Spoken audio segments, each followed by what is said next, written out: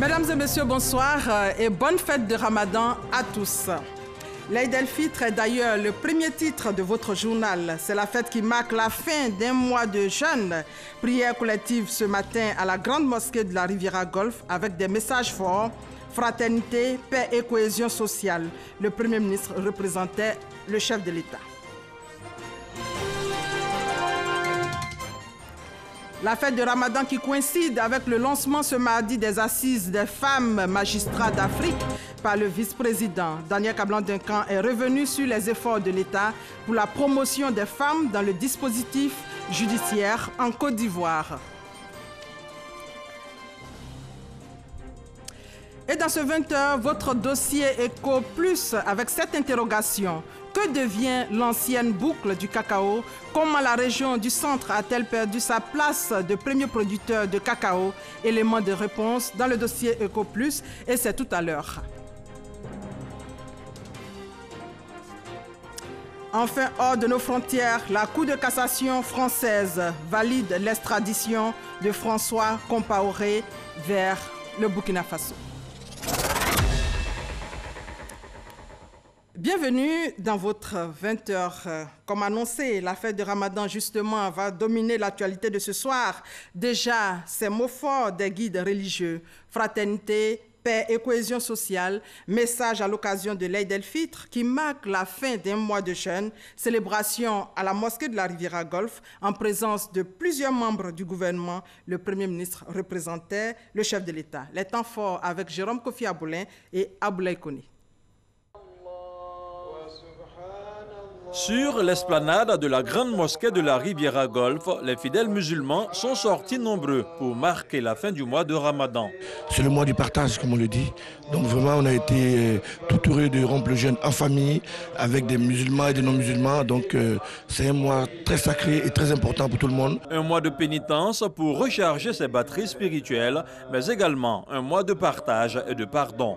La situation que nous avons vécue à Béoumi nous ramène à la bonne considération de notre foi parce que ceux qui ont la foi, qui croient en Dieu, ne peuvent pas poser ces différents actes de destruction et je pense que la raison a prévalu au bout du compte. La sérénité est revenue, la paix est revenue, les différentes confessions font leurs actes de sensibilisation. Nous prions Allah pour que ce genre de situation ne survienne nulle part en Côte d'Ivoire et même nulle part dans le monde. Lors de son sermon, l'imam a rappelé tous les bienfaits du mois de Ramadan, un mois qui a duré cette année 29 jours. Mamadou Traoré a surtout noté l'inquiétude de la communauté musulmane face aux violences et propos enflammés observés dans notre pays. Ils nous ont donné de constater ces derniers temps la tenue de propos et de discours enflammés. Ces agissements ont fortement contribué par le passé à la survenue et à l'entretien de la sanglante et meurtrière crise post-électorale 2010-2011. Nous devons tirer les leçons du passé pour mieux appréhender et construire le présent et le futur. J'interpelle donc tous les acteurs politiques et les exhorte de façon solennelle, avec insistance, à privilégier l'intérêt supérieur de la nation. Représentant le chef de l'État, le Premier ministre Amadou Gon Coulibaly a remercié les guides religieux pour leur rôle dans la cohésion sociale en Côte d'Ivoire. Je voudrais formuler le vœu au nom de son Excellence, Monsieur le Président de la République, M. Alassane Ouattara, que toutes les prières qui ont été formulées à l'endroit de la Côte d'Ivoire, à l'endroit de tous ceux qui vivent en Côte d'Ivoire, soient exaucées par le Tout-Puissant. Je voudrais adresser à toute la communauté musulmane, ainsi qu'à toutes les Ivoiriennes et à tous les Ivoiriens, les vœux de santé et une bonne fête de l'Aïd el-Fitr. Je voudrais également que toutes les prières qui ont été formulées à l'endroit du président de la République, que le bon Dieu donc les exauce. Amen. Il faut que notre pays puisse consolider la paix retrouvée, que nous puissions bannir de nos propos et de comportements tout ce qui peut diviser. La prière marquant la fin de ce mois propice aux actes de dévotion et de solidarité a pris fin par une série de bénédictions pour une Côte d'Ivoire stable et prospère. À cette occasion, les fidèles musulmans ont bénéficié du soutien de leurs camarades des autres religions. Et après la Riviera Golfe, on part à Abobo pour voir comment la communauté musulmane a marqué la fête de Ramadan en présence du ministre d'État, ministre de la Défense, Ahmed Bakayoko, maire d'Abobo. L'imam a appelé à la paix, à l'entente et à l'unité. Abou Sanogo. La fête de l'Aïd el-Fitr est un jour de reconnaissance envers Dieu pour ses bienfaits. Fête de la rupture du jeûne, l'Aïd el-Fitr marque la fin du mois du Ramadan. Dans la commune d'Abobo, plus précisément à la place du rond-point en face de la mairie, les fidèles musulmans ont en présence du ministre d'État, ministre de la Défense, Ahmed Bakayoko, maire d'Abobo, célébré l'événement. Une célébration marquée par la prière publique de 2 rakats de l'ensemble de la communauté musulmane, suivie du sermon de l'imam El Hadj Mouri Moussa. Lequel imam a rappelé l'importance de la zakat ou l'aumône de la rupture du jeûne. Il a appelé les fidèles à l'union, à l'entente et au pardon. Puis a fait des bénédictions pour le président de la République Alassane Ouattara, pour le gouvernement ainsi que pour le maire de la commune d'Abobo, qui lui s'est félicité des prières des guides religieux pour la Côte d'Ivoire. Je fais des prières en tout cas pour la bonne santé de chacun de nos administrés, le bonheur dans leur famille, et au nom de tous les habitants d'Abobo, je voudrais faire des prières pour le président de la République, pour sa santé, sa longévité, ainsi que pour le Premier ministre et l'ensemble des membres du gouvernement, afin que la Côte d'Ivoire soit dirigée avec sagesse pour le bonheur des Ivoiriens. Et à l'ensemble des Ivoiriens depuis Abobo, je veux faire en tout cas tous mes voeux de bonne santé, que nous soyons des communautés en paix, où il y a la tolérance, il y a l'amour entre les communautés, puissions vivre en harmonie et en paix. C'est le plus important et dans le bonheur partagé. L'Aïd el-Fitr est un jour de sacrifice. Un jour pour renouer les liens de parenté avec les proches. Aussi, une occasion de renouvellement des liens de fraternité et d'amitié. Il est célébré le 10e mois de l'année égérienne. Retour encore sur ces moments riches en prières et en bénédictions à la Riviera 3, à Trècheville, à Agma, Yopougon et à Grand Bassam avec nos différents reporters. Mosquée de la Riviera 3 pour la grande prière de la fête de Ramadan, officier Passero Vamara, imam adjoint de la mosquée. Même si la fête du Ramadan marque la fin du mois du jeûne, l'imam invite les croyants à préserver les acquis de ce mois en multipliant prières et adorations. Notre vœu, ce sont des vœux de paix et de stabilité pour notre pays. La fête de Ramadan est célébrée le premier jour du mois de Shawwal, 10e mois du calendrier égérien. À la mosquée de l'avenue 8, siège du COSIM, Conseil supérieur des imams, l'imam Cheikh Bakari et le ministre François Albert Micha, maire de la commune de Trècheville, ont appelé à la cohésion et à la paix. Se joindre à toute cette communauté pour demander à Dieu qu'il accorde la paix à la Côte d'Ivoire. L'imam Cheikh Bakari a ensuite demandé aux musulmans d'être exemplaires dans leur comportement de tous les jours. Les fidèles musulmans de la gendarmerie nationale et leurs familles ont prié à la mosquée de la caserne d'Agma.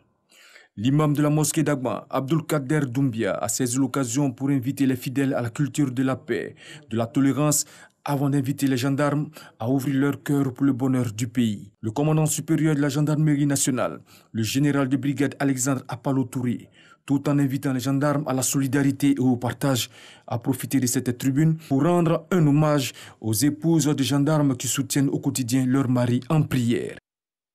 Les musulmans de la commune de Yopougon n'ont pas dérogé à la règle ce mardi matin, avec à leur côté le premier magistrat de la commune de Yopougon, Gilbert Kafana Kone.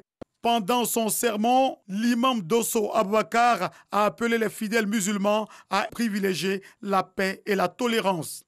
Il a ensuite fait des bénédictions et enfin, il a fait des prières pour les autorités et pour tous ceux qui traversent en ce moment des difficultés. Dès 9 h, les fidèles musulmans de la mosquée centrale de Grand Bassam accueillent l'imam principal, Cheikh Adjatou Sanogo. Le guide religieux dans son sermon prône la paix et la cohésion. Le message de l'imam bien perçu par les fidèles. Plus loin, à la grande mosquée Fatmata Zahra, l'imam Moussa Dramé, au cours de son sermon, véhicule le même message de paix.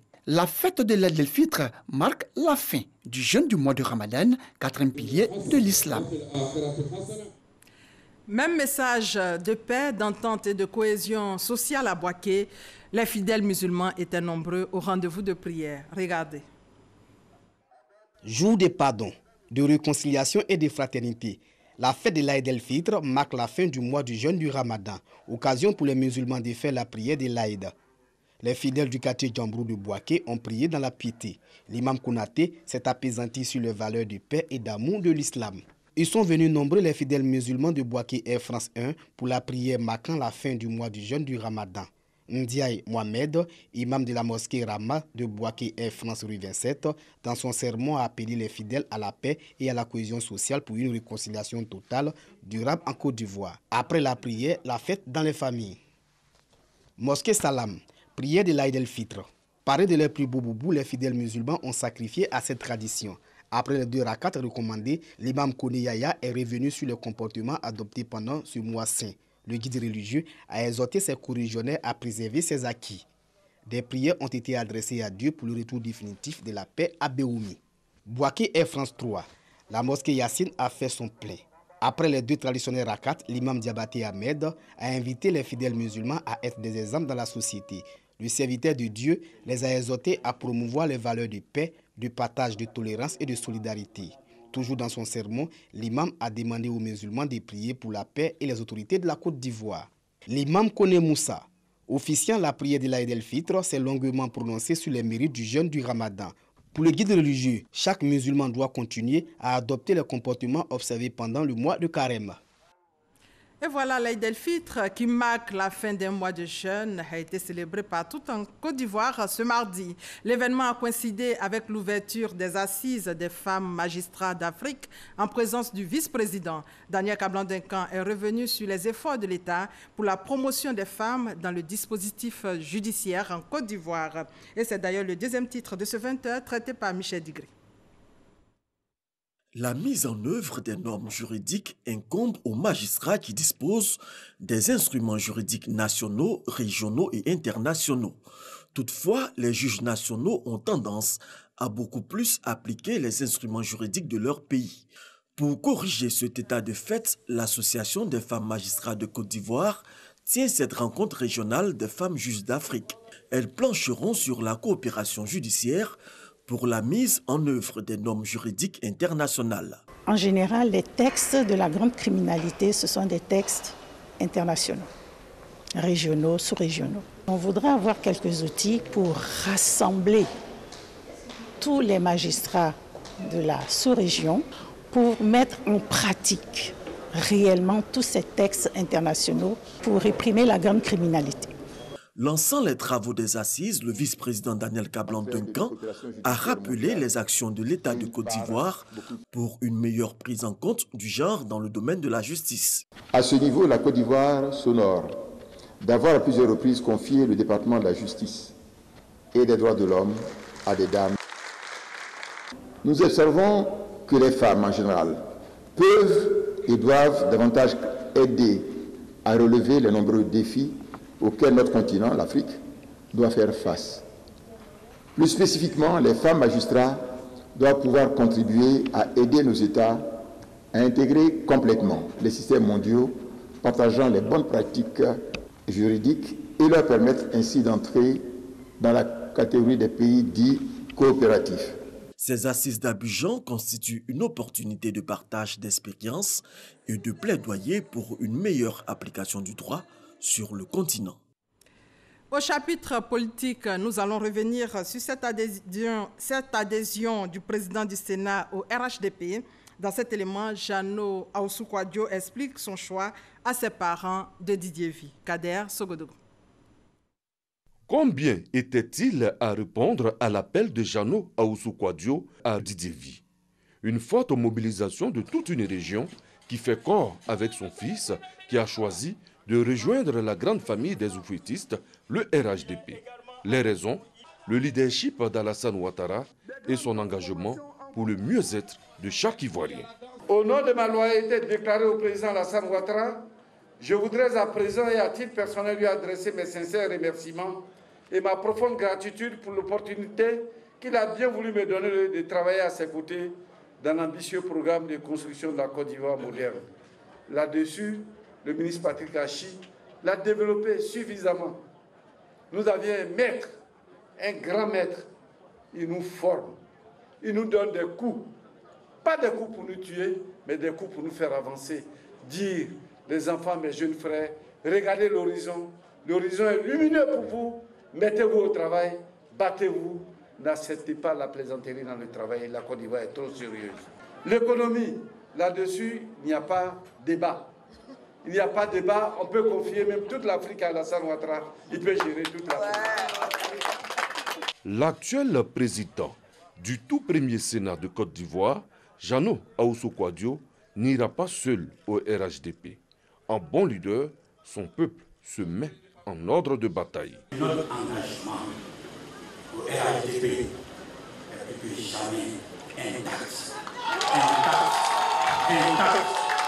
La course pour 2020 est lancée. On part directement dans la région du Tonkpi, précisément dans les départements de Man, Danane, Biankouma, Sipilou et Zouaoyen. Dans ces départements, 40% des pompes villageoises sont défaillantes. La bonne nouvelle ce soir, c'est que ces pompes seront réparées. Le coup d'envoi de cette opération a été donné à Man par le ministre Albert Mabri-Touakeus. Le reportage de Gervais Kwasi commenté par Francis Boifou. La réhabilitation de la pompe à motricité humaine du village de Moulongouéné dans le département de Man marque le lancement du projet de rénovation des pompes dans la région du Tonkpi à l'ouest de la Côte d'Ivoire. L'opération va durer 3 ans et permettra à terme de réhabiliter 556 pompes villageoises, portant ainsi à 1390 le nombre total de pompes à motricité humaine opérationnelles pour satisfaire les besoins des populations en eau potable dans les 5 départements de la région du Tonkpi, Man, Danane, Biankouma, Sipilou et Zouaoyen. Le ministre de l'Enseignement supérieur et de la Recherche scientifique, Albert Mabri-Touakeus, représentait le gouvernement à cette cérémonie. Non seulement nous allons éviter les maladies hydriques, mais mieux, nous allons aujourd'hui permettre à nos mamans de se reposer un peu plus, d'avoir donc moins de pénibilité dans la recherche de l'eau avec l'électricité que le programme du gouvernement lancé par le chef de l'État nous permet d'avoir dans l'ensemble des villages aujourd'hui. Vous verrez que dans quelques temps, nos populations vont commencer à boire de l'eau bien fraîche sortant des réfrigérateurs. La réparation des pompes dans le Tonkpi s'inscrit dans le cadre du programme social du gouvernement. On ne peut que remercier le chef de l'État, son Excellence Alassane Ouattara, pour ce grand geste, ce programme social qui aujourd'hui rejaillit sur le Tonkpi. Pour éviter les pannes, le gouvernement s'est engagé à assurer l'entretien de ces ouvrages hydrauliques durant 2 ans à travers la SODECI, l'ONEP et le BNET. On en vient au 3e titre de ce 20h. C'est votre dossier EcoPlus avec cette préoccupation. Que devient l'ancienne boucle du cacao? Comment la région du centre a-t-elle perdu sa place de premier producteur de cacao? Élément de réponse dans le dossier EcoPlus de ce soir, et c'est avec Jean-Louis Gbangbo.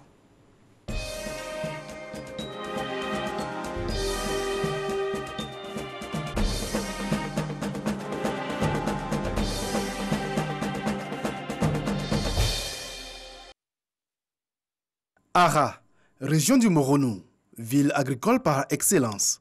Nous sommes à environ 200 km d'Abidjan. Et comme pour la plupart des agriculteurs de la région, Nganza Tano tire l'essentiel de ses revenus de la culture du cacao. Je fais même limite à un de mes cousins. De l'autre côté, j'ai un grand frère. J'ai un neveu qui est de l'autre côté là-bas. Quand on dit que cacao, il y en a encore ici, là, sincèrement, il y en a. Les terres sont vieillissantes, mais les zones où on s'intéresse à mieux traiter, là, ça fait qu'on peut avoir toujours cacao. La plantation de Nganza couvre une superficie de 10 hectares et la maintenir en bon état reste un défi quotidien pour ce paysan. Car la cacaoculture, aujourd'hui à Ara, reste confrontée à d'énormes difficultés. La forêt en tant que telle, là, il n'y en a pas. C'est les petits jacers là qui sont restés. Ceux dont on a utilisé, ça n'a pas réussi. Et on reprend. Et non seulement ça, on utilise des engrais. Actuellement, des engrais, moi j'ai utilisé plus de 3 ans d'engrais ici. Raréfaction et appauvrissement des terres, impliquant un recours accru et coûteux aux produits phytosanitaires. Ce sont là quelques raisons qui plombent l'activité des producteurs de cacao de la région. Les terres sont fatiguées, mais on est toujours prêt à le faire parce que c'est là notre vie.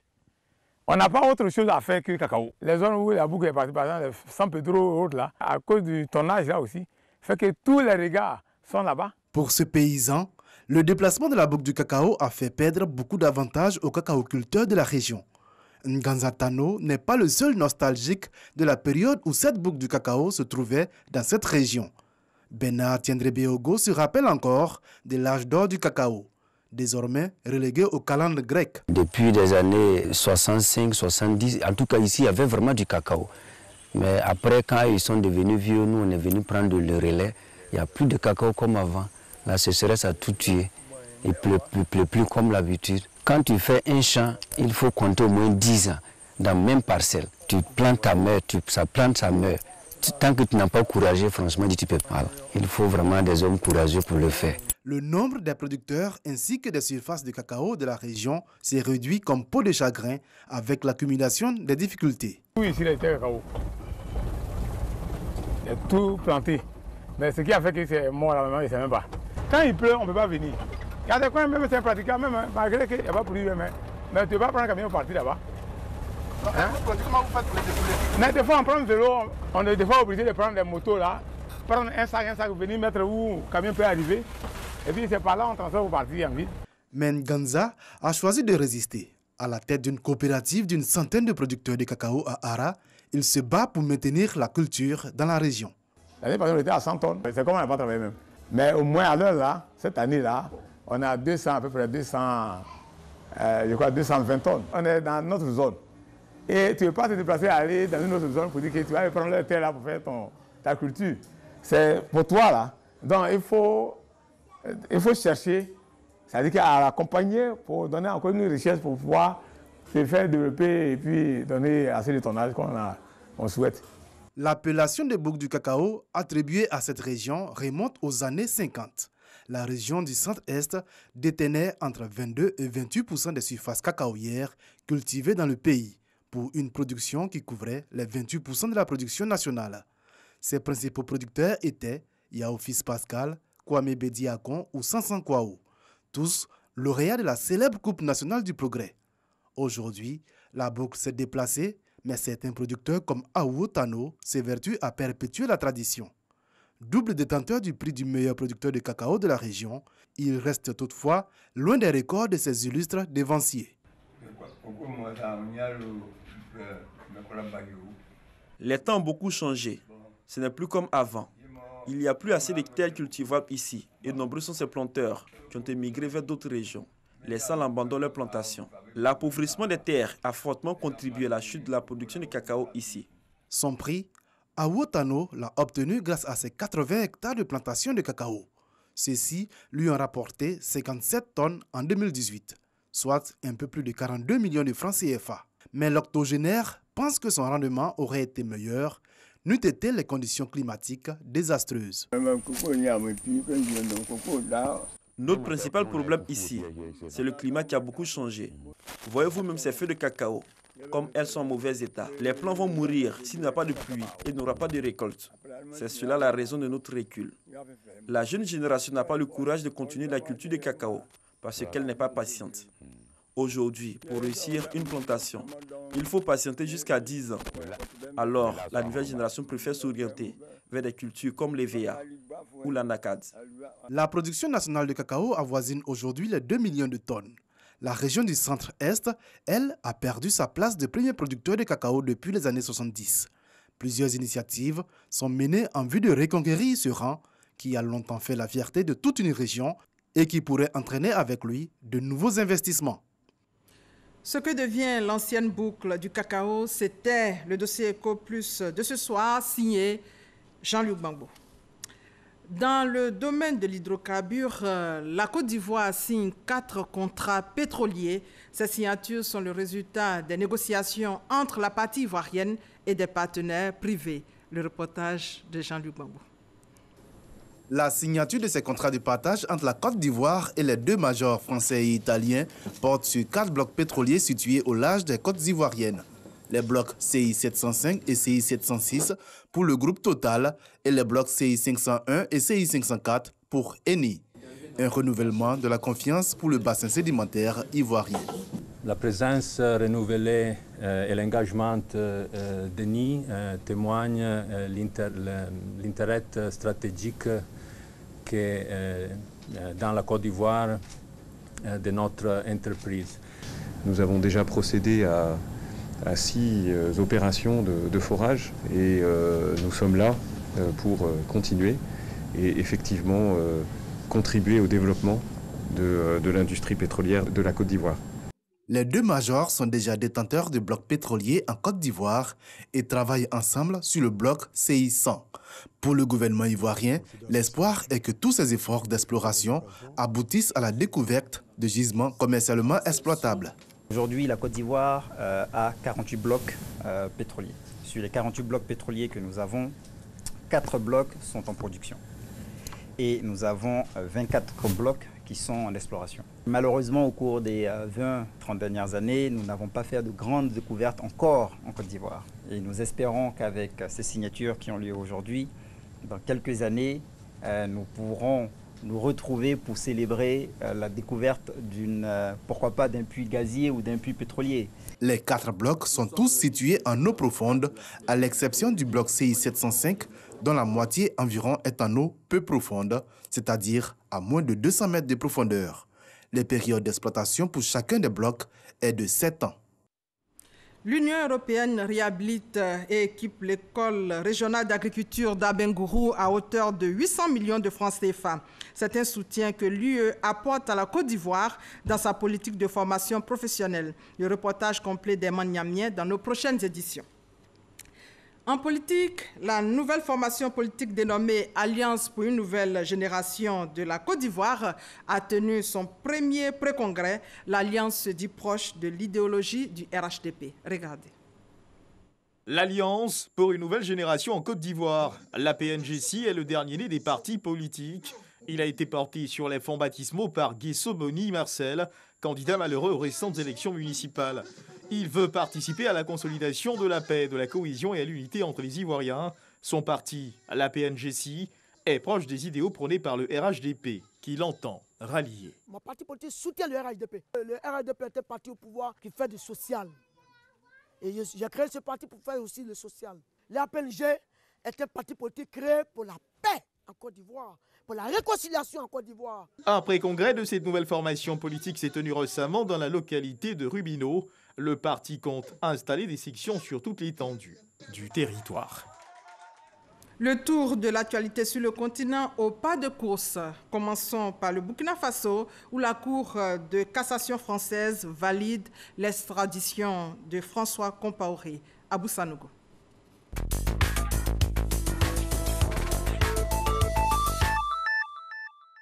La Cour de cassation française valide l'extradition de François Compaoré vers son pays, le Burkina Faso. Cette validation faite ce mardi par la Cour est synonyme du rejet du pourvoi déposé par le frère de Blaise Compaoré. François Compaoré est mis en cause par la justice burkinabé dans le cadre de l'enquête sur l'assassinat du journaliste Norbert Zongo en 1998. En ce qui concerne l'effectivité de cette décision, une autorisation par décret du gouvernement français est attendue. Le secrétaire général de l'ONU, Antonio Guterres, condamne l'usage de la force par les autorités soudanaises contre les manifestants. Il appelle à l'ouverture d'une enquête pour situer les responsabilités sur les 13 morts du Khartoum intervenus lors de la dispersion de manifestations.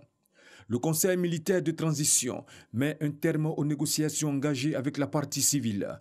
Un scrutin national et régional est prévu d'ici 9 mois. Ce délai prend en compte la formation d'un gouvernement. Selon les derniers bulletins du ministère de la Santé de la République démocratique du Congo, plus de 2000 personnes ont contracté le virus Ebola et 1346 sont décédées. Les autorités congolaises soulignent leur satisfaction d'avoir réussi à circonscrire l'épidémie dans les provinces du Nord Kivu et Ituri. Dans le classement de l'histoire de la maladie la plus grave, Ebola occupe le 2e rang, avec 11 000 morts en Afrique de l'Ouest au cours de l'année 2014. Tout à l'heure, à 20h50, votre émission RTI1 reçoit, supervisée par la direction des magazines. Comme invité, le ministre des Eaux et Forêts, Alain Richard Donwayi, parlera de la gestion durable des ressources naturelles avec Adama Kone, journaliste à RTI1, et Félix Boni, journaliste à l'Inter. Le décor est prêt. Rendez-vous donc à 20h50. Et c'est la fin de ce journal. Bonne fête de Ramadan à tous. Demain, la reprise.